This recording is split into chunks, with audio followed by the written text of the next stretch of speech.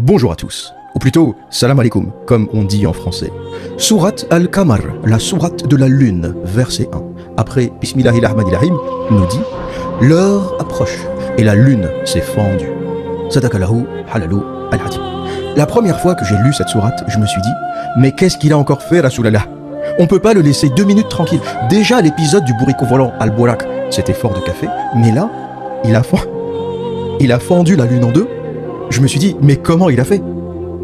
C'est en passant avec le bourricot volant, il a donné un petit coup sur le côté avec son sabre, sur la trajectoire, avant d'aller au 7e ciel. Question rationnelle, quel est le contexte de cette histoire ? Un coraniste m'a dit quand j'avais parlé de ce sujet sur Twitter, il y a quelques mois déjà, mais la lune, ça ne veut pas vraiment dire la lune. Les coranistes, ils me fument à chaque fois.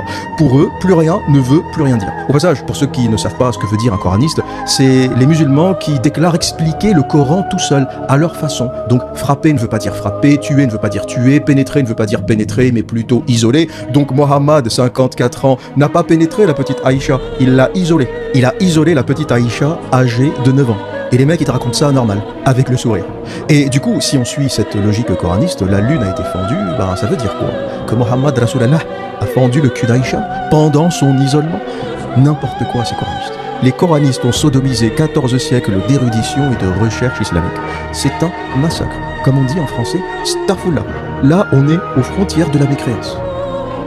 Avant de commencer, tu connais la règle. Va te chercher un peu de gazouze, un peu de limonade, des pistaches, des cacahuètes, enfile ta djellaba, tes babouches, mets-toi bien pour te ventiler les couilles selon la sunna. Aujourd'hui, une fois n'est pas coutume, Rasulallah nous emmène dans l'espace. Houston, décollage. Tout dans le logiciel islamique est fait pour terroriser. D'ailleurs, dans cette religion, pour vous convaincre que l'islam est la vérité, on n'essaye pas de vous séduire, on vous terrorise. Le moyen qui est utilisé, c'est la terreur de l'au-delà, la torture du tombeau qui se passe déjà dans votre cercueil avant même l'au-delà.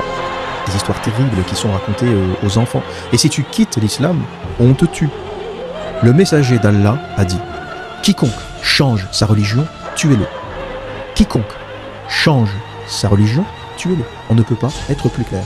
L'islam condamne l'apostasie par la mort. Et pourquoi on fait ça ? Si c'était une religion qui arrivait à convaincre facilement, il n'y a pas besoin de ce genre de condamnation. Celui qui veut partir, qu'il parte, il y en aura d'autres. Mais si on condamne ceux qui sortent par la mort, c'est qu'on a peur qu'ils sortent. Et on ne peut pas les convaincre par autre chose que par la terreur, que par les menaces de mort.